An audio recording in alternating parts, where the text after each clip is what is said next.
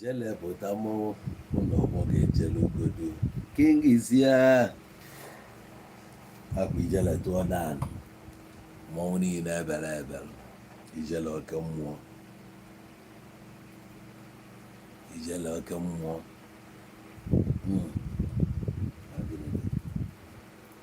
Ee.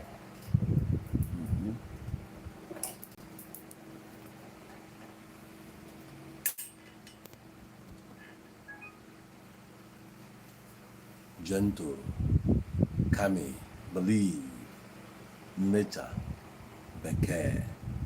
Gloria Ogbaje, Gentle Afumi, Ojoto dọnyere iru na obere ife.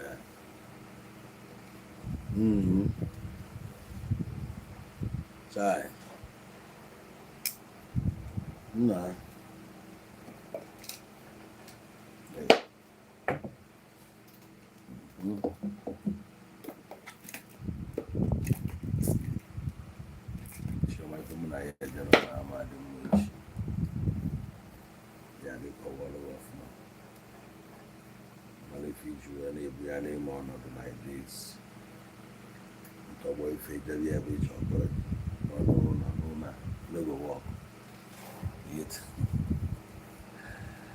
Gentle, sleep onye ishi. Gentle. Kenneth Kenechi, Excellency JP, Anthony Chukwuma, Ojoto, Even killing ma, even killing. Ichi uside nke bishop, abro Ichida, Ichi. Enwere one guy, onye nke m kwa na-akpọ Ichiban. Ema that place, Ichiban. Ebe a na-eme Ichiban. Even killing ma. Okoye shade. Hey, ka nnachi ya tuke n'azụ nwa obere. Ka iwe na-avụ ọfụma. Gịnị dị? Kedo. Okay, what the guy? Sunny Way. Chizoba Pascal. Lambert Anthony C. Good evening. Kaife name? Stella. Merinati. Okoye Shade. Is one name is your vo. Even killing Magento. One King Dera. Yes, half a moon. One more. Good evening. Good morning. Depending on Ebino. Good afternoon. As Mekelun. One manata about Boshoka. Nkirio. For Pouch Global. Osisioma Dara Asika. Merinati. Akwezu Wanwe Hiala. Ugu Wisdom. Afụsimọma nwa anyị nidikwa n'igbu oge na ka anyị lie ya ka esi eli ya. Ndị ga-ebe akwa taa ga-ebekwa ahụ, ma ndị ga-ajụ m iwu bekata m ga-ekwu maka ndị ụka enweghị ihe n'ofu. I never see something. Ụbọchị fụ na m bugharịrị ọkụ a ka iwee na-afụ iru m ọfụma n'anya si ya. Marian Chisom, Tochukwu Charles Hajimkpo, Merinati, kwe na-afụ iru m ọfụma. Ọ bụ na ọkụ ara afụ m ọfụma, mbutukwuo ya ka ọ na-achawasị ka iwee na-afụ ya. So ọ bụ na unu n'anya ka anyị gwa onwe anyị eziokwu. Ọ bụ unu n'anya unu ga-afụ that na since how many months na ụmụ chọọchị a na ụmụ kelekele chọọchị si amapụtasị na-anọrọzi na kachọghị nọ ndị Katọlik ma Anglican ụmụ mọchurum chọọchị ya. Ị na anyị ga-afụ na ha dị ozi active. Onwezi ife ejifem. Ama mgbe na-afịa. Onwezi onye na-akọ maka fa. Ụmụ ife amapụta ebe a na constitute nuisance. Anyị kwụsịzi ikwu maka fa kịta aka fa adago. Onwezi onye na-anụ maka fa. Bewu. Ama mgbe nwanne eme na observe na ịda afịa ka ịda afụ ụzọ ịda anụ ife. Famụrụ na anyị bịa ebe a na-ediscuss dia fuck up. Fanwa na-adịchalụkwa popular. I will decide ya ka anyị kọtọsi afa ya akọgo fa ya na-akpụzida afa kịta onwezi ife ejifere. Ihe ịmata bụ Sunday. fajakwala ụka ka esi eji ya na Naịjirịa ahụ amami na atago mba ife mma sorry o nwere onye na-ajụ ajụ about disgraceful act of Enyimba na Rangers ama na fa nwere match today na Rangers no home na Enugu so mụ amarazi the outcome of that match biko ị ga-enwe ike download m the update ka mmalife mee na the stadium Ugwu Wisdom so ndị mmadụ dakwala ụka as usual akafazi aga n'obodo a obodo akagide ụka kasịa nothing onwere ihe na-eme obodo akasi ụka agụụ a na-agụ miracle emenwụrọ nothing stage miracle eji akpọkọtasịa ndị ala debesịa welụfa na-eme stage miracle akpọtazi original person nwe problem nwezi oke anụlụ ọgụ na the stadium ọkwa anụlụ ọgụ na the stadium ama na ha ịma na some people 0-0 ka agba match a na Enugu I trust Enyimba na Enyimba ichi njigbu egwu ịma na some people bidoro watch bọọlụ ọfụ o nwere oge anyị na-ejebu watch bọọlụ Naịjirịa ọgụ a na-anụ fans ruo echelu fans n'ụzọ melụsịa ndị mmadụ ahụ dati mgbe onye gburu bọọlụ Naịjirịa oge anụnwa Ijele Okwuluọra bịa ka ya revive Rangers Enugu naanị ya mgbachite nkịtị achọghị m ikwu anything o nwere oge iwu anyanwụ national dominatri ankọlụ na akụkọ small at first ka anyị wee kene ya in the 80s o nwesi football clubs ama na Nigeria Ranchers Bees Kaduna Stationery Stores Lagos ma ọkwa na Abiola Babes Onikon Stadium ka ji wee kwechiri enwere Bendel Insurance nwee Rangers Enugu nwee iwu anyanwụ national Owerri Udoji sef adem ụnya na Udoji United ama mgbe Udoji pụtacha ruaji ikpogodo iwu anyanwụ then Lobby Stars Academy Warriors fana ndị ọzọ BBC Lions of Boko yotago Ranchers Bees Kaduna akpọgomia then o nwesịrị ka esi Jets of Mighty Jet wo nke ndị Plateau yotago now venja metasịrị aka bụ ka ịghọta etu bọọlụ dị oge a clubs ama o wee bụrụ ife dịka otu a Bendel Insurance dị Bendel Insurance bụ Benin inwe ike ije dị a merie ha na home ya onwere ya adịrọ possible home ha forget it home Bendel Insurance you cannot win them there kama ebe gbalụ draw kama gị win ha mmiri ga-ezogide flood stadium a kansụl ọmachi ya mbọsị ọzọ ebidokwa aṅụ nwere ike ịgbago na the stadium Ogbe stadium you no go fit come win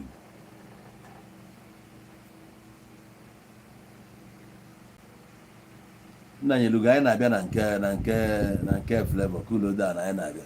ka anyị kwupụtagodo okwu bọọlụ anyị na-ekwu inwe ike ịbịa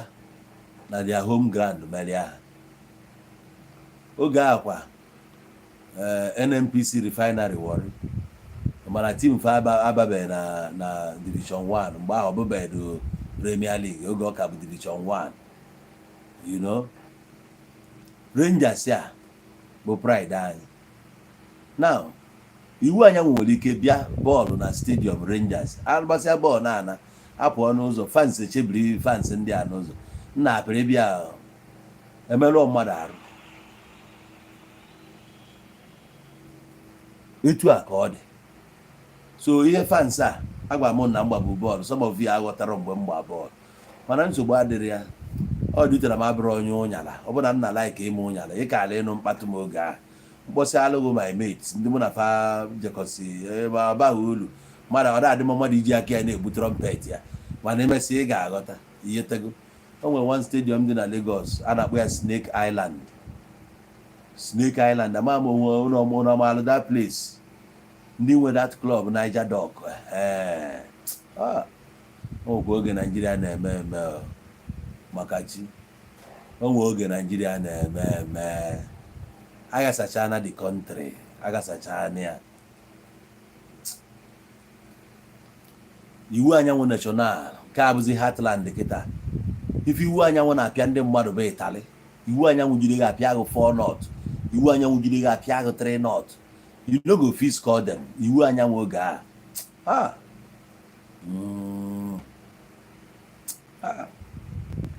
o nwere 1 March 1987 iwu anyanwụ national versus Abiola Babes nna bụ mother of all matches anyway ka n rapia fast forward to 1996 yes sorry 97 Udoji Football Club versus Iwu Anyanwụ National yes hey agbara ya na ebe agba bọọlụ abụ na na-akpọ ya Rogeni Stadium Ọba Rogeni Stadium onye bụ captain ndị Udoji that time bụ nwa coach ndị Udoji kere afịa afịa echefusiena m afa ndị a ịmachi na-efu ife ọfụ na-abịa na-eweluzi ife ọfụ Rooney Man U ewelugo my this thing chefusizie ife mee na ba hey oge a na-agwa gị bụ na Super Eagles bụ na iwu mekọtara na any match a na-agba home base ga-adịgodu 4 n'ime ya 4-5 iwu ka ọ bụ a ga-esi na home walụsịa guys na-agbasi bọọlụ ike oge ala professional adịbeghị too much ụmụazị gbachala ya under 17 butecha tournament ndị gbara under 20 mgbe ọ ebe a ka si na hey amamonye n'ime unu wọchịrị Willy Bazuaye nna kedu onye bụ nna Uche Victor Uche unu dia nna nyere Ugo Akalue Austin Uche unu dia lekwa men na-etikwa etiden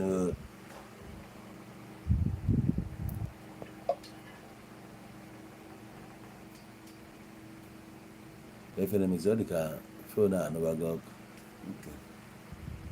so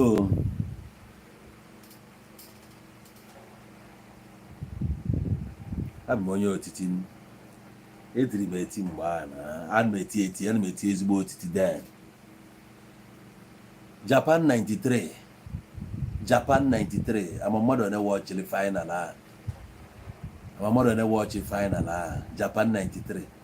against Ghana oge agbalụ bọọlụ akwụkwọ Ọgọst na anyị jesi Benitez Anfield ka ife na-eme anyị gbara ọsọ Abiola that time 1993 mgbe anyị si Lagos gbaa ọsọ batasịa Japan 93 na-eteki place oge a ka enwesị big boys na ụmụazị afafa galụfa Karibi Oji Igwe Kanu Nwankwọ Wesu Oruma and the likes of them nna oge a ka onwe oge bọọlụ Nigeria na-asụ ụsọ forget onwe oge bọọlụ Nigeria na-asụ ụsọ anyị nọ n'ụzọ a na-akụ game a 1-1 anyị na-ajụ nna gịnị na-emezi emegide Nigeria emelia ife so na the highest tournament Nigeria gbago first match Nigeria gbara na maazị wadiko agba mbọ 8 knot onwe Canada 8 knot onwe ndị a na-achị ndị mmadụ ịbịa chi ego 4 na kpube ndị nke a bịa chi ife 4 na kpube nye ndị nke 8 apụta na semi final chiri 2-1 chie ndị apụtakwuo na final buli ya nataba oge a Nigeria na-eme na oge a ka Nigeria gbasiri ike ịnachiga back 1992 Super Eagles Senegal 92 Nigeria ma ọfụma ọ na Algiers 90 first match Nigeria na Algeria 90 Super Eagles gbaa ka ọ ka bụ Green Eagle apịa Nigeria akwado 4 knot ka agba Nigeria first match ka 4-1 na ama Nigeria kwagide ya ruo final Algeria still dịkwa anyị na final Morocco 88 anyị na-achịgawa Cote d'Ivoire 84 ka ndị host Nations Cup 86 ka Angola dị Nigeria bụ 98 Libya 82 ka ndị host 78 Argentina host World Cup 1978 ka ndị host African Cup of Nations 78 ebe eji m n'oge ndị ebe 1966 oge amụ efolobegoro Nigerian football mgbe 1966 anyị gbaa mmadụ ebe 12 years or thereabout oge anyị ala ga-agba ndị ala ewo ala ga-agba ndị ala ewo ala ga-agba ndị ala nne m ala ga-agba ndị ala na ọ dịgo ka ọ ga-adị Enyimba na Rangers apịlị gị ya na 0-0 adị a very good outcome ọ dị okay so all that tussle so n'ife gbu bọọlụ Nigeria site na Igbo otu anụnwa na-eme ka ama ma ga revive bọọlụ na Igbo corruption dị na be dị too much except na ọka ewere ya na-eme fans obi aṅụrị mana ịmụ ihe na-eme na Igbo otu anụnwa Okwuluọra wepụtara anya n'Enugu ofu onye wepụta nke na lesi na mmapụta na Anambra kịta ofu onye amapụta n'Imo ofu onye amapụta na Abịa echi kịta ndị fans egbube onwe ha ngwongwo na ngwongwo akọgheri ibekwa ọnyụ ọkụ onwe ihe na-adị sustainable ife ọbụla efu na-aga aga ada sustain nwe ya n'ala Igbo aka na-esigo m dị obodo fu n'obodo dị factor mụnwa aka ọ dị obodo maka ji otu efu ụmụ klọb adị n'ala Igbo sef o nwere ka esi donye n'ofe iru kịta femebe ọfụma challenge be national honors mana ọkwa n'ala Igbo ebe a ka a ga-anọ ya apịgbukọdịtị na ya afụ ndị ga-ebu dia team bus pụọ n'ụzọ kịta ejide ha ebe a melụsi ụfọdụ arụ unu ga-echeta n'oge agbagbu nwanne Finidi George ka a na-akpọ Igeniwari George was he not 95 ọkwụ ncheta den oge fajel under 20 agbagbuo nwanne Finidi George the guy na nke a sef nke a kara ịbụ highest 7 Nigeria nwere cause the boy na-agba ajọ bọọlụ na Igeniwari George apịagbuo ya ọkwa ndị be anyị gburu ya amami na ghọta na ihe ndị be anyị ndị anya ụfụ ọnya na akwamozu papa Ijele nwa pụtasị na ọbụrọkwa ifele oke na nke a bịalụ nke a mee nke ọga ụdị publication ekwesịghị inye akwamozu mpa Ijele abụrụ ife enyere ya anyị gwa onwe anyị eziokwu obodo ọ dịkwanụ mma onwe ejele ebe a ụjọ na-ejuru arụ ọ bụrụ etu ọ kwesịrị dị ka ọ dị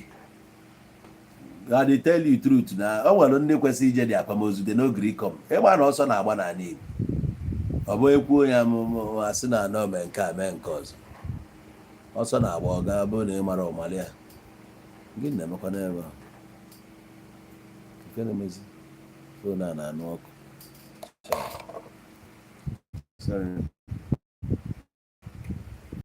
rapid shot da yo that phone has hot maka ntị ele achaja sorry na when ka phone anụ aka mma ka o jụrụ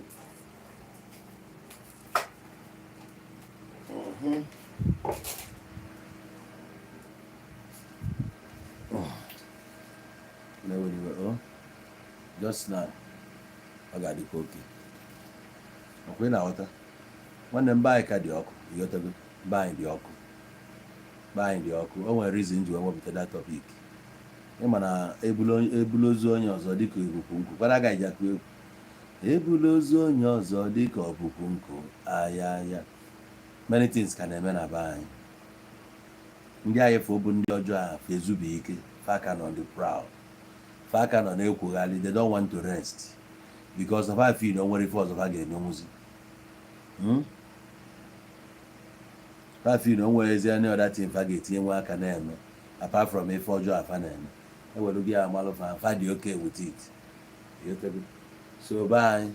akọrọ dị mma ịmana ọkụ ụzọ da ajụ ọ dị ka ọnyụrụ anyụ ọnyụbe fear ka dị everywhere many people chọrọ ịbata dị akwamozu could not come. They couldn't come. Publicity enyere ya abụrụ ife kwesịrị inye ya na ọ bụrụ ka ọ kwesịrị mmadụ one ka ịfụrụ ebe a si na odogwu onye bụ odogwu ịmakwa ebe Ijele Ijele anyị na-ekwu abụkwa Ijele speaks ndị Igbo dị wicked akwụ na-echefu na Ijele speaks nsị ka ncheta nwanne m nwoke echibe warning na m rapụ onye ahụ wee nụ nwayọọ ọ bụzikwa nwanne anyị nwa anyị ọ dịzikwa n'alụ so anyị na-ekwu okwu ijele Afrịka so ijele Afrịka ikwalụ papịa efe efu bụ obele kompeto ife ka akwamozu mama Obi Kubana aka alịfụda azụ papa Ijele based on who him be na Ijele bụ a big shot ka ọ bụ all over Africa nyọtago mana o mego ka o si wee mee ka anyị pasikwa meseji to ndị ọjọọ ka ha malụ dat na fa ka na-emebikwa ife n'ala Igbo things adịbeghị etu o kwesịrị ịdị ọ dịbeghị it never dey as it supposed dey onye ọbụla wepụzie n'aka na jee chọọ ife ị ga-eme na nna efe pụtara ụwa ịda agbagbusido ndị mmadụ by the way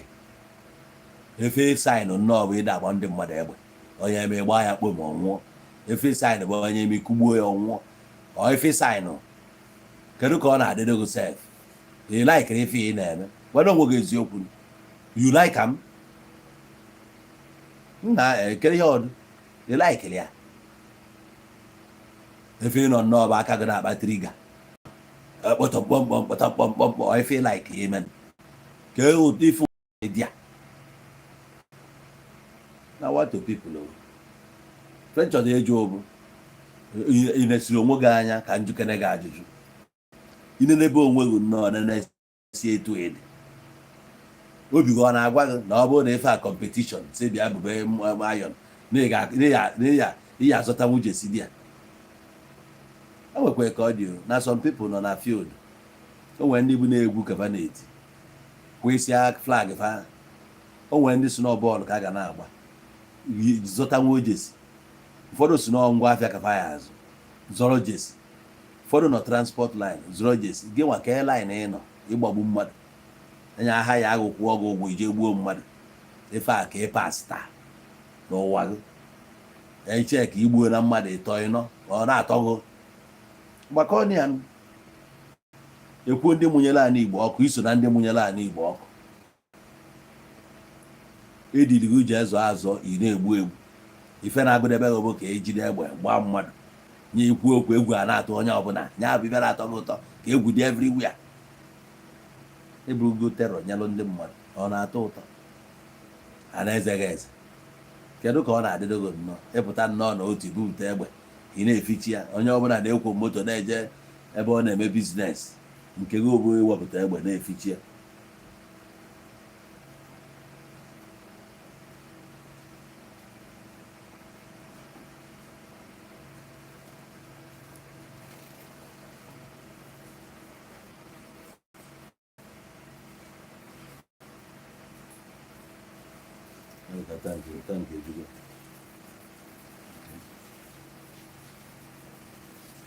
ịghọtago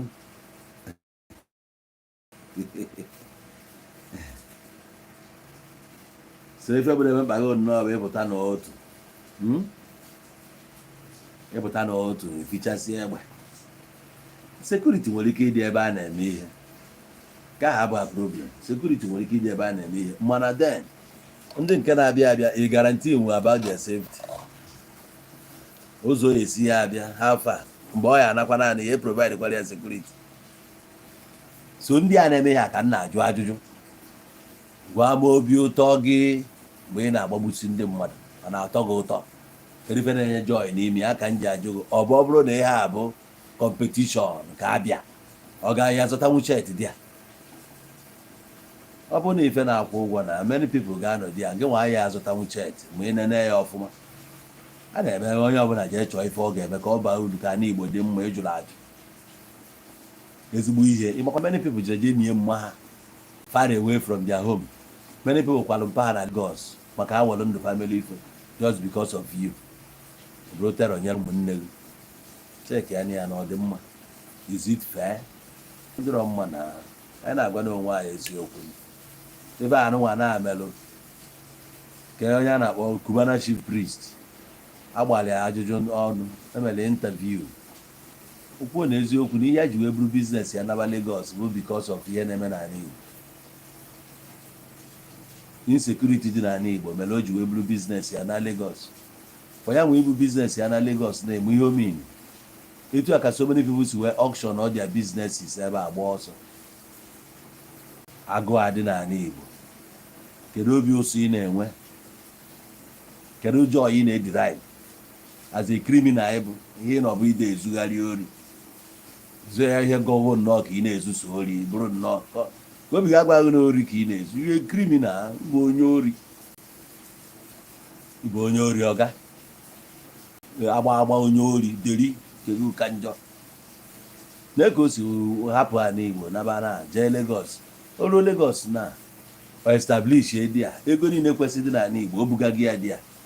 men niile kwesịrị ebubata ego na nke ezi ka ya na-agazi na Lagos ahụ so Lagos a na-eme increase anya na-agbatu ịpụta isi niile ịla ọbụla na be nna gị ị na-eseki ọbe nna gị ị na-eme nke a na-eme nke ọzọ gwa onwe gị eziokwu ife agburu ala Igbo nobody wants to come and invest here anymore onye mụ ya na-ekwu okwu taa sị na gịnị na ikwutekwu okwu Ọnịcha ndị nọ n'Ọnịcha sị nsị Ọnịcha nke anyị jere Ọnịcha nke anyị adị ka obodo kpọrọ nkụ baa na Ọnịcha na o nwere ihe na-eme di ya na dilapidated buildings ịchọ jee bido ka mmụọ alụghị atụ ịgagide pụta si ngwa sikere mmụọ ọdịda ka bido na mmụọ ọdịda in fact bido na main market gaa Mall Street ogologo nenekere ụlọ niile dị n'ogologo Mall Street ya gaba ruo na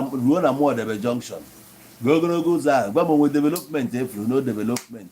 gagide mmụọ ọdịda jee ruo Ekene junction ngwa gaa Oguta road ahụ n'enu ka Oguta road dị ka ịbazi Awoliwo ebebe akwa n'anya na Awoliwo sigodu side Flanagan banyegodu si na ị na-eje ife dịka Iweka kwa ga m ya one day gbaili unu n'ọkụ ị na-afụsịa old buildings nwere ihe na-eme di ya ka onwe night life dị ya nothing na bịa ka onye na Ọnịcha ga-ekwu onwe ka nwee big boy na Ọnịcha big boys dị na Ọnịcha agbago ọsọ na nwezi onye nọ di ya etipịa ga Anambra mee ka ya chọọ na Anambra dị useless hapụ oyibo gọvanọ na-abịa azụ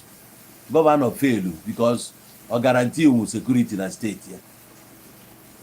he couldn't guarantee security na steeti ya in the area of security o felu di ya ọ sị na o mere ọfụma ya bịa ka anyị na my local government na ka ọ tụọrụ m aka ihe o menwuru na my local government ozugbo ọ batara kwuo na ebe a bụ red zone ụmụaka gị ya red zone mee ụnyala ache na onwere action onye nwe anarie ọ dịka echezie dibịa mmiri efo ihe niile a na-eme onye ọbụla agbara ọsọ some people mọfara na mortuary 3 years na some people pafara na mortuary 4 years na onye mekwuru bụrụ na echi ikwu ozu ịchọ ịkwụ ozu ijebe jeje kwụọ ụgwọ in a certain place enyeghị receipt.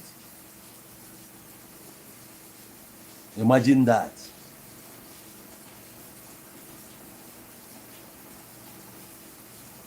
Christian Chidi ịma ama m onye ebe ịbụ amụrụ m ebe isi ọ sị na m na-akọtu ọ bụrụ na isi na saịdị nke anyị ị nwere ike ịghọta ife m na-ekwu mana mụ amụrụ onye ịbụ anyway I don't know where you came from. You got go. So man like ịzachigaga if not aka ma enye small ebutasi na nna akọtu ọ because na isiro side anyị ọ bụrụ isi na side anyị mmaga nwa eventually fụ na ozu nnewu ya atọ na mortuary for 4 years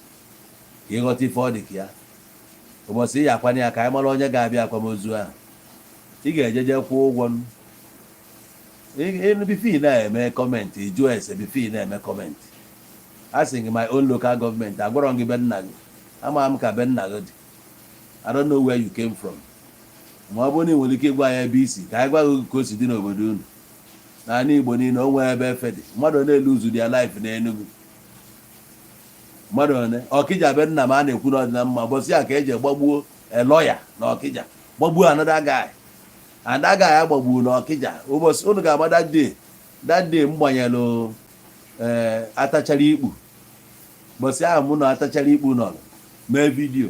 ka m fụ that guy the first time ọ na-agba 330 arrest 2 weeks later anụ na-agbagbuo na the guy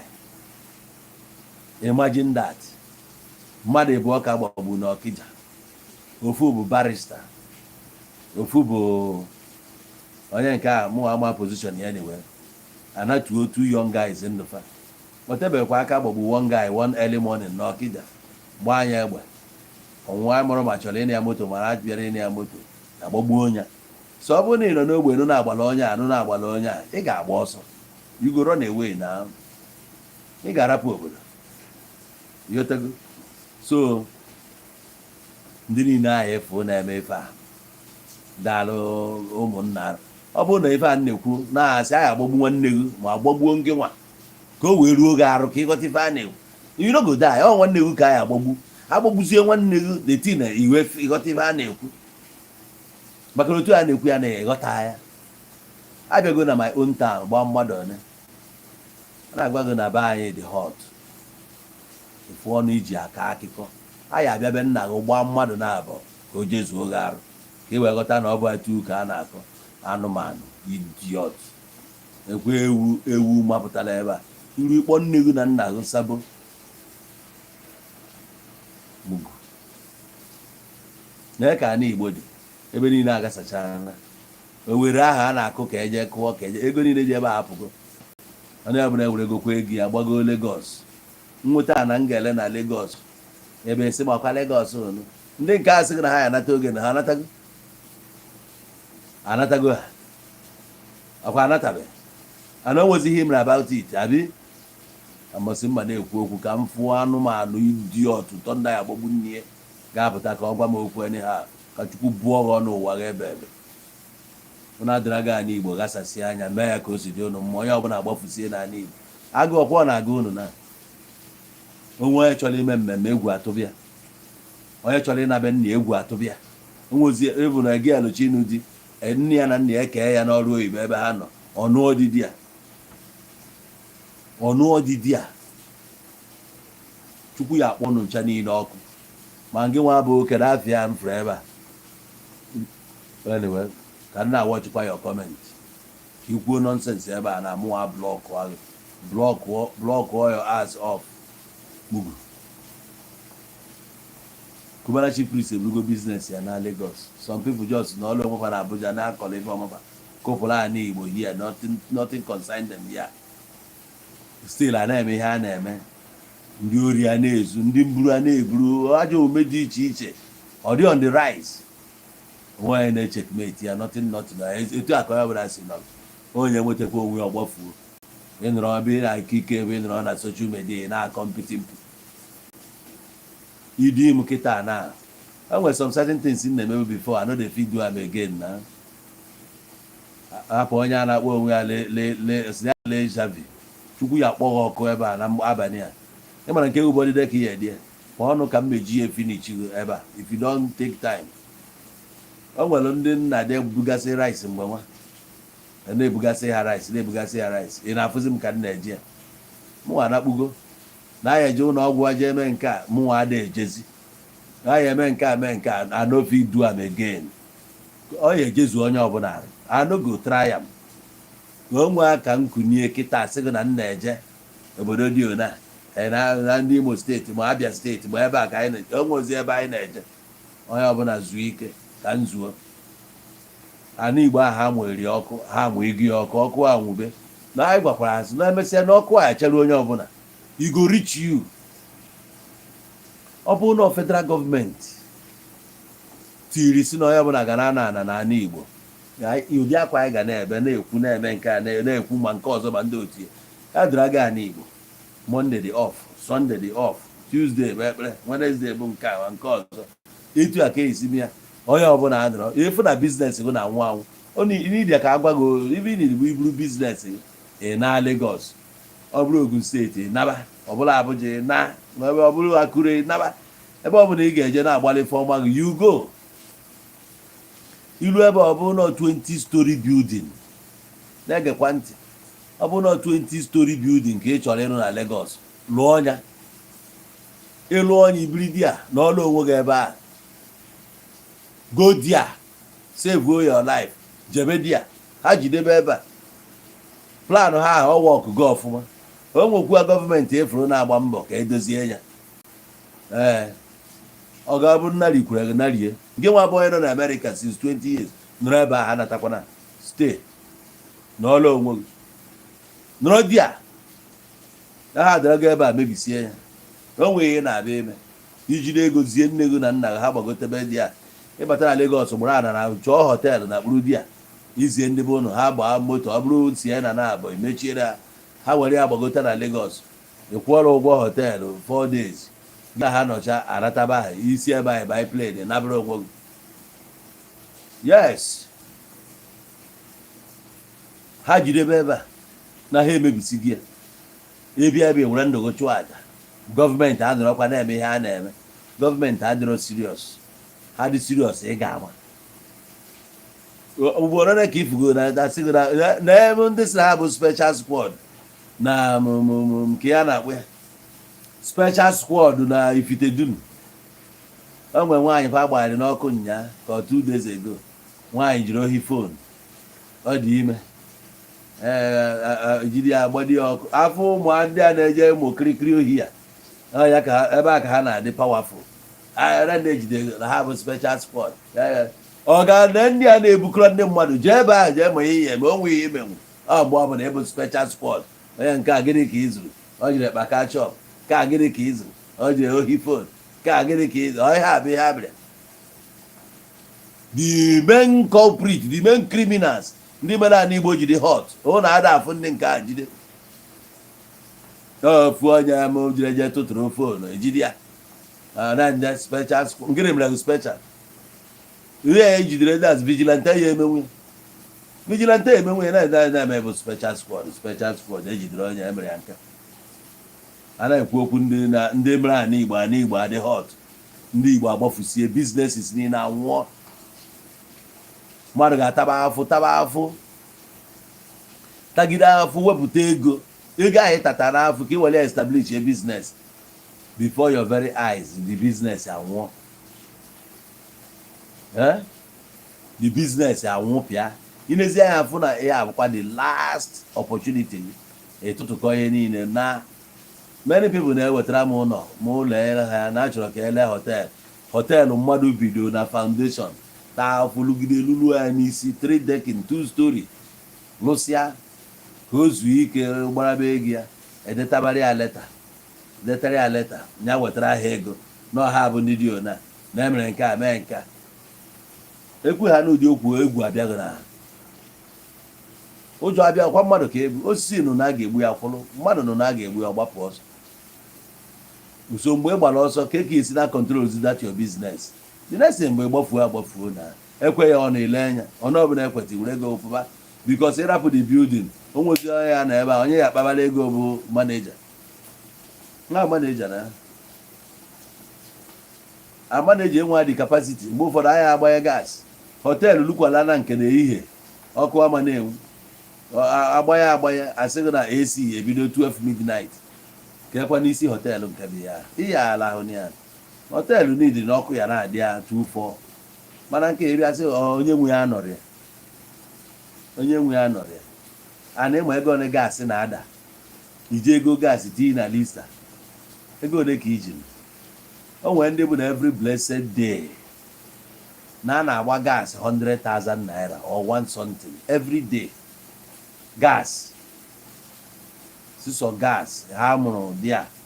100 and something thousand every day check anya now onye na-amụ ụdị gas ya ọkwa na filling station ka ogo gas ya yes o ji eje gbaa ya na filling station were ego anya ndị a o mere expenses ọ bara ime afịa jee go anụ go azụ go ife ofe go ife nri gosi ife ndị a niile ndị mmanya bịa n'otu bịa offload mmanya akwụsị ụgwọ set ọlụ for the day a na-echezi abalị ka azụ afịa na gas ndị mmadụ bịa eruo n'abalị ị na-anya mkpụrụ mmadụ one ka efu ihe ọzọ ị na-anụzi ebu nna n'ụzọ dị hot na afọ ebe moto nwa na ọ dịghị occupant na-ebuka ọlụpa this that ụjọ dị n'obodo nobody will come and sleep here o nwere ya ekwe ya agadi ya ịfụ na onye agba gaasị ugbo n'one ọ kwụsị ịgba ọ recover bịa nke ọ gbara agba onye abụ na biznes ya anwụbagokwa ahụ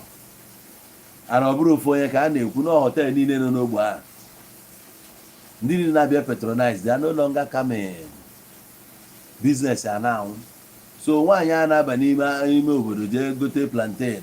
họteelụ egolie o gote plantain a ma o nwere ndị golunu plantain a nọ n'aka ya chatọsịa echikwa ogotekwa ọcha omejezi igo omebe ndị nọ n'ime village affect ha gbupụta ogede onwe onye na-ego afịa adịrọzi ka o si adị ochiokube ndị nọ n'ime village ndị na rural areas ebido filu bie efole ya na ọ ga-ejezuo ya bụ na arụ inwe nwa ọdị ọda nke nwa na-akọmiti destin ọ ga-emetụ nne gị ma ọ metụ ụmụnna gị ihetago eche na onye na-eke ike iche ike pụọ na mba jee eke ike amakwa m oge ndị ụmụazị Igbo na-apịa highway ihe niile na-apịa highway ebe ka ha endri ọ ka ọ ka a na-akọghị ihe niile na-apịachala highway alfa onye n'ime ha dị ndụ rie the money nke ahụ e nwụrụ the money agasa ihe abụ ife ka ịkparịa family ibe abụ nkọgheri ego ahụ ọsọ ya bụrụ na edebere 20 million 100 million naira na nwụọ 100 million ahịa onye eru 3 months na ihe aghọtazi emere the money esesasi ya yi nwere foundation ebe ego si abịa AK-47 nke ibu n'aka na-akwụgharị bụ onye ori chefuo na ọgbọ egbe si na egbe ana otu a ka esi jegide operation one day ọ na-akwa ya fesi wit ndị uwe egologu n'elu agbaji ego spinal cord egwọlụ na oge a na-apụta na CPS Ọnịcha ụbọchị ụfọdụ akpọba guys a akpọba more than 15 guys nọ ebe a fie fa ncha niile ya nụ ka a ya akpọpe kpatakpakpakpakpakpakpakpakpakpa fie onye ọbụla ka aga ego niile ahụ ọ lụtara ihe niile a ebe ka ọ dịzi ya niile ka ngị nwa nọkwa taa na-emekwa ife makwa ndị anyị pụta na streeti bịa gba mbọ ka ụmụazị ibe ga ejụrụ ajụ na-arụrụ ana ka ị ya na-alụ obi a na-atọ gị agbado nke ọ na-adịdo gị sef ị nọ naanị cheki ị na-alụ ka o si adị ụbọchị a ga-agụ gbazi gị na-akụ anya like this agba gị n'ọkụ imechuo afa famili gị mechuo afa nne gị na nna gị mechuo afa ụmụnne gị abịa n'obodo a na-ama atụ nna na this guy butere ike ajụọ biznes afụ na onye anọ into construction ajụọ biznes asị gị na ọ mere mechanical engineering na o mere nka mee nka a na-akpọsị afa nke gị ogbe akpọta afa nke gị na-ebu criminal kedu ka ọ na-adịdo gị how many people na bụ na-ezu ụdị ori na-ezu asị na ha mebesịrị na establishment ya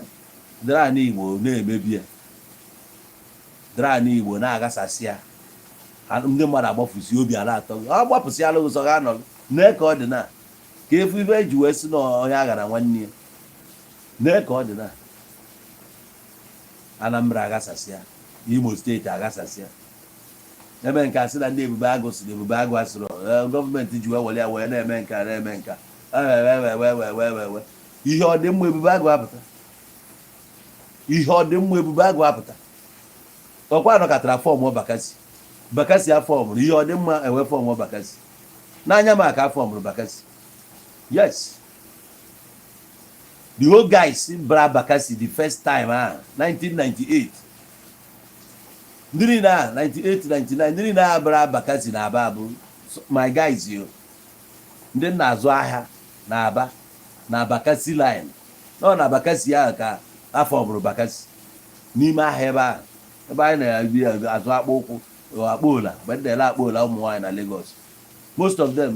anyị na-abịa ahịa like this ụmụazị akwụsị anyị n'ụzọ zuo anyị ori ezukatazi ori zukata ori anyị jekwa n'ime anyị na complain na ndị anyị na-ezu anyị ori na Fox Road a sef arụ ehia hot ama na etu a ụzọ a ka anyị si abịa guys wee kpụọ mma sị gịnị ọkwa etu a ka Bakasị si wee bido obodo adịghị mma na-akpata eji afọm si ụdị ya mmadụ anụrụ nnọọ ihe ka ya mkpa bụ ka ya bụrụ onye mmekanya onwe ezigbo ihe iwebatara n'obodo onwe ezigbo ihe a eji echeta gị ọ bụ adịghị abụ ihe ọma ị na-eme bidoro n'Igbo ghasasịa eje n'obi gị ọ na-atọ gị sọgụ maka esi aṅụ ahịa sọgụ ụfụrụ egbe bụ uru onye ọbụla ewee na-eburu ya ọ bụrụ na egbe abụ uru ichera ma ya ebu ọ bụrụ na egbe bụ uru ọ ga ihe batara bebe asef mma enwe ya 5 na nwata oyibo ọ bụrụ na egbe bụ uru enwere ndị ya akaghị wee were ya zụta jesi na onye ọbụla arapụsị asị ka o je baala onwe uru maka o nwere ka ọ dị na nna gị dị ndụ enwụọ n'iru nna gị ije nwụọ ọnwụ ifele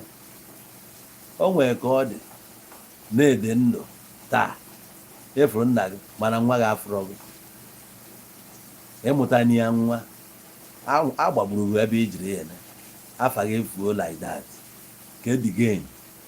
no kedu ihe bụ the gain kedu ihe gain n'obodo gị na ndị mmadụ agbapụsị n'obodo gị ana ịma na ya eji gbapụ n'aka gị dịkwa na ya kedu ka o si atọ gị ụtọ apịkọ nnọọ akpọ afa gị ị na-eko vụnavụna o nwere nke na-eko vụnavụna n'obodo m mgbe ahụ na-eko vụnavụna ọ dị mbọsị akpọbara afa akpọnye afịa nsị eso burie nsị ife na-aka onye obi mee ka o si mechuo afa famili ya na nwekwa ife bụ na ị na-eme mgbe ụfọdụ ị na-echekwa icheje iru icheje azụ ọkwa maka ego ka ị na-eme ya ka ọ gịnị ọkwa ego onye gwara n'ọsụsụ ebe a ka esi akpata ego who told you n'ọsụsụ ebe a ego ịkpata ebe a bụ ego anya mmiri enwero garanti na ị ga-adị ndụ lie anya o nwere ndị ego gbara ha eme escape so ha amakigo your face with time kwa okwu a na-ekwu n'abalị a ọ kakwa mma na-egeri ahụ ọ bụrụ na iso na ndị a bụ egbe ọ ga-were nwaanyị drọp datin move o ji achọ ife ị ga-eme ka ịba uru efu mmadụ na-abụ na-eme ihe hardman ụbọchị a ọkwa efuru ya ndị bụ mma na-egbu onwe ha mma ofuke finally gbujipụ ya aka ya adapụ n'ala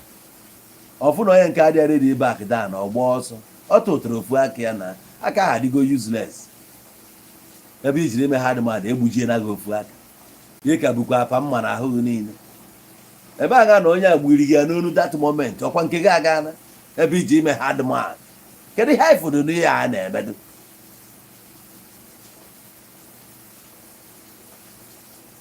Dr. Sam Mbakwe o mere hardman na n'afịa dị ruo echi Dr. Saworio ha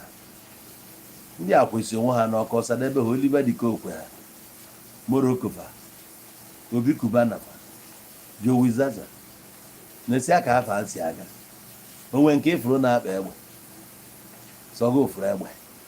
gịnị ka ifuru na egbe na-atọ gị ụtọ onye ọbụla agbapụsị ya nke nwa asụsụ ọgụ n'abalị ị na-aga ikechi gị anya ị na-eme hardman street niile agbaala gị ọsọ ị na-eke oge anyị na-eme ha na-amachagharị like this ịma ma o nwere onye nọ n'ụlọ elu enwere ndị a na-akpọ snipers na ịma nke onye debe na bịa ịma ma o nwere debe na-ewu opportunity nweta gị ọpịa gị ya direct ana ọpịa gị idine ndị ọzọ ya arapụ ụgbọ ọsọ ka nke ọlụ gị 1999 o nwere onye chọrọ ịgba m wọọ based on ọkwa onye na-enye nri ega anyị nọkwala onwe ya mụnwa nọkwala onwe m nọ na isi ofu obodo mitie na Lagos mụnwa na-esi anya nọ mụnwa nwee ike ịda nọ na ya mụ wee buru ọkada na-agba ọkada na Lagos. I am proud to say it even my life.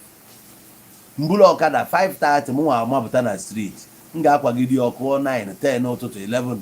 mụ wee jide ego ezigbo ego mmedelibagodoro enwe mechi na ejidego nya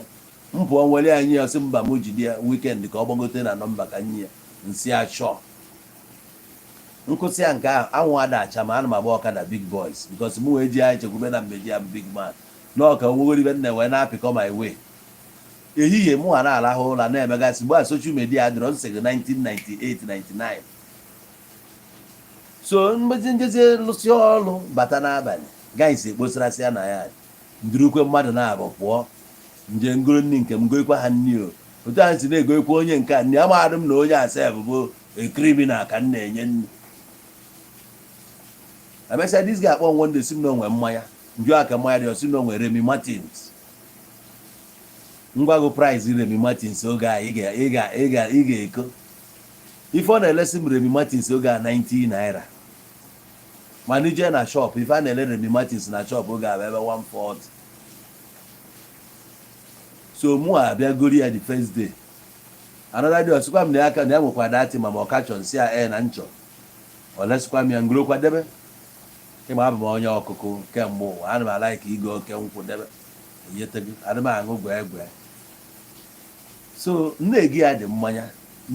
mmanya so before you can know it one day nna ebe anyị nọkwa n'ogbe kwa na-akpachalakwa nkata ahụ na onye nke a nọzi ya so one guy sikwa m na ya nwekwa mmanya ahụ mba ibe da guy na-elesi m dị mmanya bụ 100 naira mana onye nke a bịara abịa sị m na ọ na-ele 90 nsi omini osi m 90 naira ntị ya bụ ya wetara m nna obutelu m dị mmanya ahụ mụ akwụ onye ụgwọ burukwe dị katọn dọba onye nke na-elesi m 100 mesịa chọpụtazie na m goro n'aka onye a enweghị ọgwa m na mma agbakọ bọtụ niile ameni pieces ngo n'aka onye a na mma balance kwa ya 10 naira nọ n'elu ya wee jubi ontu gịnịzi m no ka nghọtagoro ibe mmeji wee na-enye gị 10 asị onye kpọgota Lagos ka asị gịnị na adịghị edebe m arụ na ya bụ hard man this that wee sị m na kwefu Lagos a mụ na gị nọ ịtọrọ m atọ bụ eziokwu mana efu nke a ihe ekwu ni ya ọsọ gị jee kpọọ ndị Ọkịja niile ka abịa n'okwu a ụnụ agha ekwu ni ya nyekwa gị ya ka nne m daa na streeti ị na-elesi m ihe onye ọzọ elesi nchipe sị m na mmeja from that day nke ọtụọ na maya na-egozi ya nni ka efu anya ukwu oge a ka m bịazi mabazie imi na ana ka mmagoro onye mụ na ya na-emekọdo ife nna aka gwa eziokwu ife oludu 1 month ife a ji mesị agbagbuo the guy fasi Lagos jee ori n'Enugu steeti lue di a ka efu ya nwa apa onye ba na-ezukwa ori ọ fụziri ego isi gbaka ya o werekwa egbe ya nyekwa ya the person a na-ezukwa osi a jidegodiri ya egbe the man anarị ya egbe jide wee gwupe ya gbọgwuo ya afọ anọ leba gwuo ya n'afọ ebe ọ na-eme ka o buru ego kwusa anya afọ anọ wee tie the man apịakwuo onye mkpụrụ na-abụ n'elu ndị otu ya agbabazie ọsọ ya nwee siri ọnwụ ebuli ya nke anyị tinyere moto ya nwa nwụọ na fatụrụ apịa ebe a narie ozu dị gaa ya eru obe nna ya anụ Ọkịja afụrụ ozu ya n'ọtịn Lagos wee orutukwuzi otu aka nke ya si wee gaa ruo taa mụ na gị na otu aka o si gbaa egwu nke ya a young guy daa like that greed anya ukwu ya ka ngị nwa anọkwa kịta a young guy dị ka agụ ya wee kịta akpala onwe gị alụ cheki ya len ị ga-akụ gbaburu onwe gị rutu eju na ị ga-abụ terọ n'ala Igbo ka a na-eze gị eze onye a na-asọ asọ ọ bụ ezigbo mmadụ onye a na-eze eze ọ bụ ezigbo mmadụ ka iji chọọ ka a na-eze gị eze nekere ala Igbo na-atọ ụtọ ka gịnị nekere ala Igbo na-atọ ụtọ na-eke onye maala Ọnịcha ọfụma most of you bụ si ụmụazị most of you bụ ụmụazị ọ bụrụ na oge Ọnịcha ị na-anya bụ Ọnịcha oge night life dị n'Ọnịcha the first time ụkwụ m gbara Ọnịcha anyị na-anya was 1986 anyị bi na Bishop Chenaham na Fege date m gbara o siri 1986 my first time ebi Ọnịcha oge Ọnịcha amasị anụ mmanụ abalị like this egwu a na-akụ ọkụ dị kasino dị si na-alụ ọrụ den enwere kasino a na-alụsị ọrụ enwere night life mkpọbalụghị nkọrọ dị si mgbe ahụ na-eko ịbata Ọnịcha nye otu ya abịa ebi Asaba kịta akpọ ọrụ gị afa ma họteelụ a na-akpọ Pinnacle ACS sị gị malụ Dona Masters ACS anyị ma ga na-akpọrọ gị afọ ị na-asị yes otu a ka ọ dị n'Ọnịcha mgbe a o nwere ebe a na-akpọ City Palace emu ya o nwere ebe a na-akpọ Dolphin eko ọnụ Dolphin na Nwangenen eko Dolphin ugwu akpụ minista kere ebe ịkụ oge ahụ ka Ọnịcha bụ Ọnịcha na ihe niile kwụsịrị Ọnịcha mgbe a pụtazi Ọnịcha taa ọ na-emefe ifele na ofe a na-afụ n'obodo etipiago ọnwụọna. Who is trying to revive it? Nobody. Ị bịa nachighaba na the book of Amos jee na Bible o nwere ebe a na-akpọ Amos, enwere akwụkwọ a na-akpọ Amos na Bible. Ije na the book of Amos chapter 5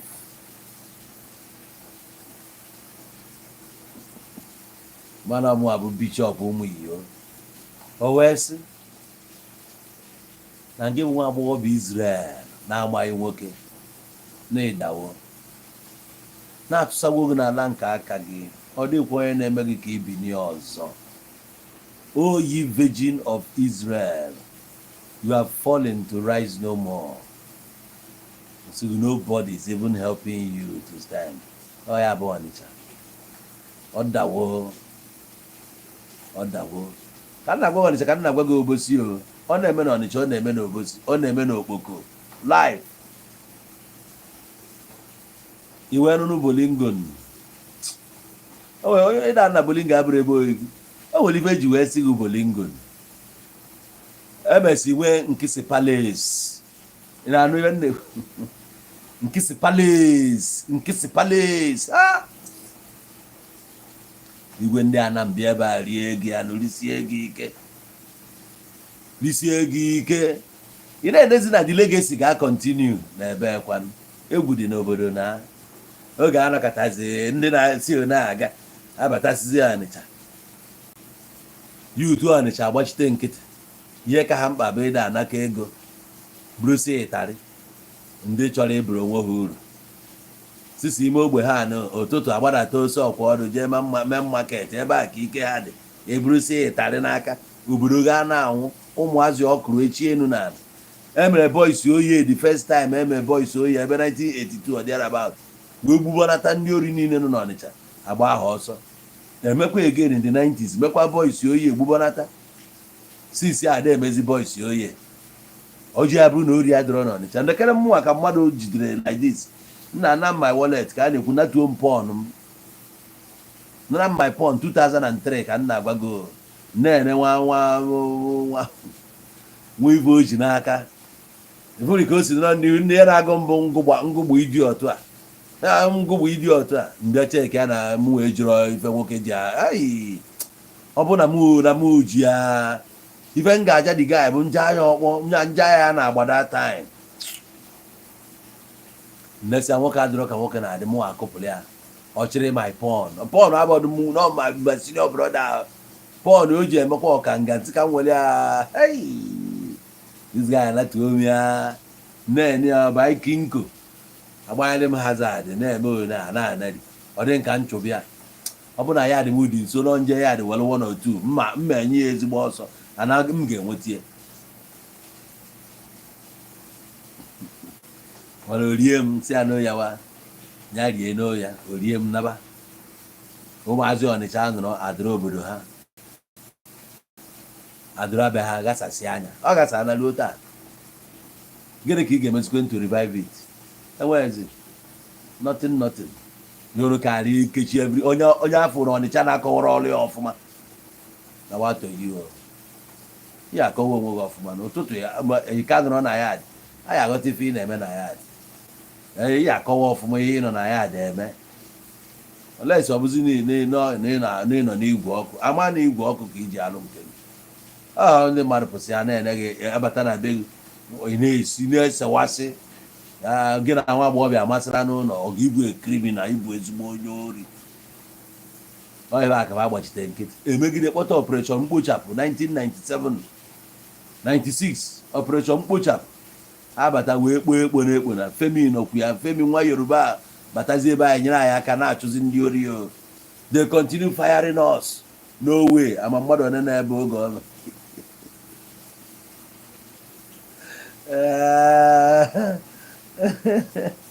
ka nna gwa ya mmadụ nọlụ nnọọ ife bụ debe mkpi ya bụ ka a na-ezi eze bụ ife na-atọ gị ụtọ ụmụazị ibe gị na-achọ ife anyị eji wee ya abụrụ mmadụ nke nwaanyị si na egbe ka ihe eji eri mmadụ na-ekpara egbe ha lastin mmadụ na-eji egbe wee na watoyi o ife menụ nọ n'Ọnịcha na-ala bụ onye na-etonite ọ na-achọ ebe ọ ga-efis nye nwa ya, onye bidokwa biznes n'ọnwa nwa ya gbagotekwara ana ọ na-achọ ebe ọ ga-efis nye nwa ya nwoke, ịghọtago ka ife ihe ife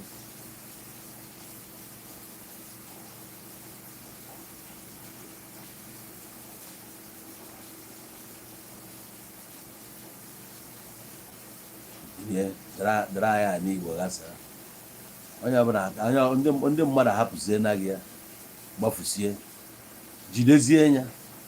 jidie ka ife ihe eji ya wee mee ijiri ya ka ife eji ya eme ụmụ kọpọ anyị a na-atụtụkọ ebe a sị na federal gọọmenti anaghịkọrọ anyị ọkwa na fe ekwu okwu ikreti one more steeti ọkwa na fe ekwu okwu ya echi ka anyị ga-eneba anya na steeti a wee ka m gwuo na ihe ya eje ka ime na ya steeti bikos ebe a na-atụ aka ya esi ekreti ya saịdị ọlụ kọmpraịz bụ otu ihe ala ọkiji uli ọzọ obodo ebe a niile ka esi wee ka anya ọkwa gana the bill apasịara the first reading a na-eche second one agụọ second one ọ ga nke ịtọ emeghị implement nke ahụ aga iwe gha aka wee gụrụ nke na-abịa amaghị m ka o si atọ mmadụ ụtọ n'ụwa a na-atọ ka gịnị ị ga-spend time gị onwe ihe ị nwetara kpafanye nke ị ga-akpafanye n'akụkụ maka echi iwe nke ọzọ nwere obi aṅụrị ka ụmụazị ibe gị efu ndị mmadụ afụghị ikene mmadụ ekene nke gị ụbụsọ abalị ka iji akpa ị dapụta ebe ndị mmadụ nọ ka hapụ ịfụghị onwe ka esi agba izu ọ dịghị ka ọ gị ka a na-ekwu maka gị o gosiri na uwe ga-adọrọ pịọ ọ na-atọ gị ụtọ echi ejide gị kịta na-agba gị n'ọkụ ị na-akụ anya gbafu mgbafu eburu ifele jele obodo gị ke ka nne gị esi wee na-apụta dị n'obodo gị ụmụnne gị kere ọkwụ ha eji na-apụta ọwa gị amụ na ya na-akpa nkata wonde ncheta na nwanne ya nwoke bụ kriminal njisikwa ike jụọ ya ka ya maka nwanne ya nwoke ka ọ gbakwa na mụma dị ọ bụ ọfọt ya o nwere ebe ede na baịbụl mgbe anyị na-eme katikizm a sị na nwa maala ife na-eme ka nna ya ṅụrịa ọṅụ ma nwa nzuzu bụ ilu uju nke nne onwe ife onye nwoke melụ kịta na-adịrọ mma ọ mamụ ya ka n'ife ọzụ na-ezụtọsi alụm nwa ọ zụtọlụ na m nwa o melụ nke ma o mee nke dị ọmụ nna gị na-analụ otuto ọ ife ikwesị ịbụ ị na-achọ ka imechuo nne gị ilu nne gị ọ nọrọ na-ebe akwa enwere nke agbagbu one certain time gọọmenti kwesịrị ibu ozu ya ma m ka ha si wee hapụ ya ebunata ji ozu tọgbu ya ma nwe ya na-ebe akwa abịalụ m ndị a ka ọzọ gbaa ọsọ ọ dị lọki mee escape atọgbu ozu nke a na-egwu ana ka enyi ya ma nwe ya na-ebe eyes adị ebe nne ya nọ efuratin na mama so ihe ọmụ ya emerụ nne gị bụ jos isi o na-akparịa nwaanyị mmadụ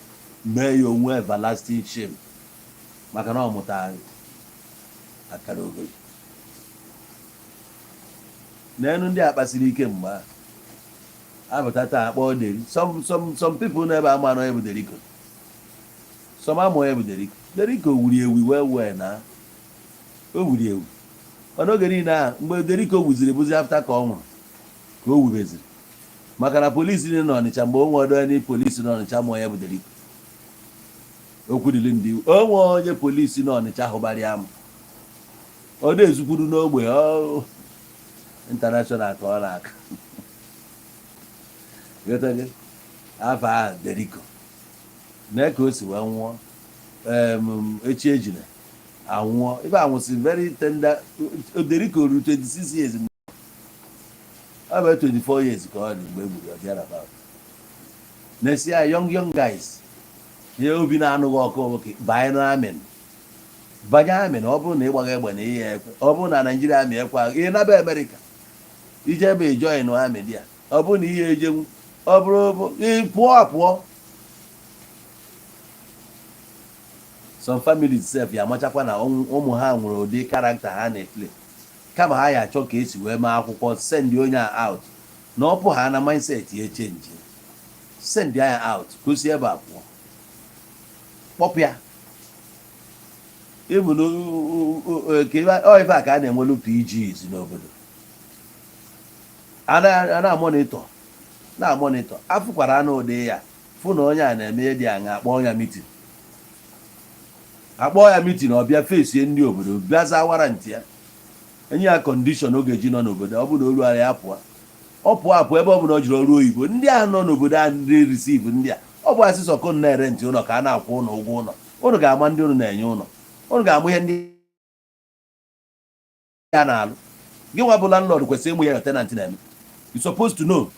tenant ga-ịghọta ihe ọ na-eme ọ kwapụrụ ụdị a ka abụghị na ha na-ego ụgwọ ụlọ ịchọzi ịmụ ihe ha na-eme ya ka ị ga-eji were ememe dibịa dị amaghị ka o si kwado hapụ ya n'ụlọ echi ọgwụ ọgwụ gbapụghị iru ichefuo na ihe abụzi be gị ewere akwụgharị dibịa ebiri ịchọ ka alụ na we need to tinye anya na nke nwa na onwe gị nwa na kọmiti ụdị ọ ga-awepụ aka dị ya bụ ọ bụrụ uru anyị cha ga-anụ na line ahụ pụta na field bịa gbaa mbọ like a young man hapụ egbe ogbu egbe na asị na egbe ana a ga-anatukwa ego life gị n'ike ị ga-adakwa n'ike ndị bughị ụzọ mee ya dasịrị n'ike rapịa na uru adịrị ya livam welu ike okorobịa ga-apụta na striti ị ga-achụta ego rapụ datin ka obodo gị ka ume obodo gị dịkwa mma kịta ọkwa your gain ị ga-adịkwa proud of obodo gị gaba n'iru kịta na go favor you ọ bụ iwu bụ na ị ga-eje ọrụ oyibo you can still return bịa zụọ chet n'obodo gị yes na ka ị na-arụrụ obodo hot gbadata ego ihe a local gọọmenti nke anyị na-atọ ụtọ the best local government enwe the only local government since Anambra steeti bido a na-akpabeghị aka enwe ka esi tọchị anya aka since ya bụ the only surviving local government the rest of the local government niile akụbicha anya eje na nke akụbie nya ihe ala local government abụ akụ mmiri akparị ya aka obodo anyị dị proud of lezie ka ọ dị taa ulibu n'ogo area ọsụmogu chaa lilu chaa ihe a niile onwa nke a na-aba aba kedu ka o si atọ gị ụtọ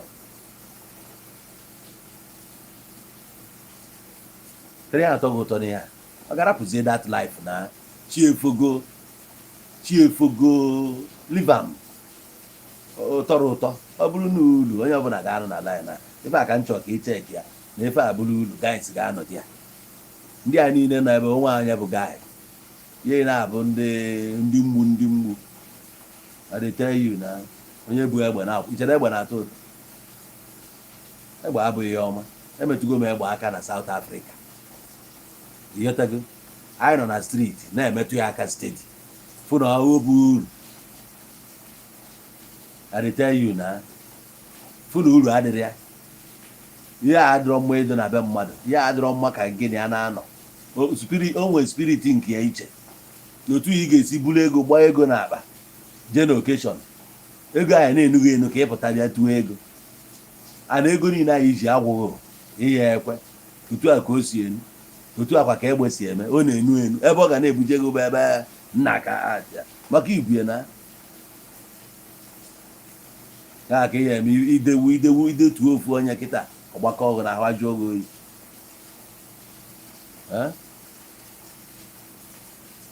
a na-emekasị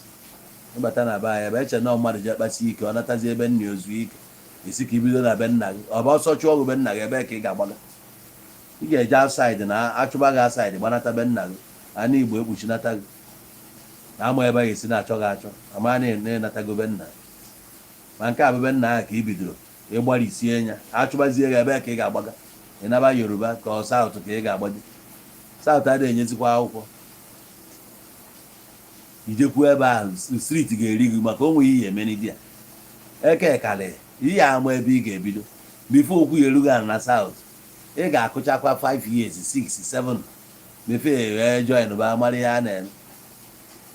ọ bụ iji nwere akwụkwọ ijegodo kwuo okwu aduro na aka na-enye aduro onwezi ya nke a na-enye so ị na-atụ ụjọ eke nwere ike ịkwụsị gị n'ụzọ iwe ebuba gị n'ime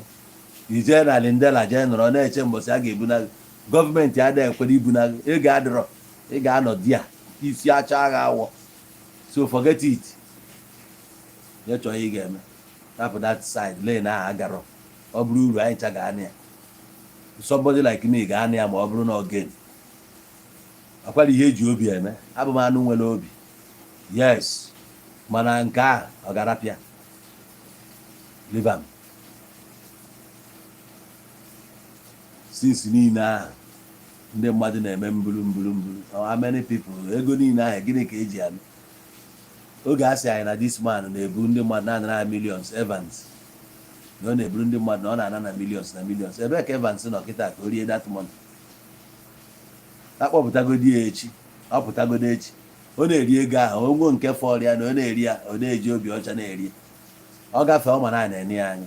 Story ya ga-adị everywhere. Bịa bụrụ kịta social media dị, they will rubbish you, rubbish your career, rubbish your status, rubbish kwuo nke ụmụ gị sef. Ụmụ gị anya na-eze ha eze, a ga na-eze ha eze. People who want to associate with them, ọ legacy ị chọrọ idebe, onye nna gị debelụ iji chọọ ka idebere ya ụmụ gị. What for? What's your joy? Na mere mmadụ ọ na-ebegodo akwa. What's your joy?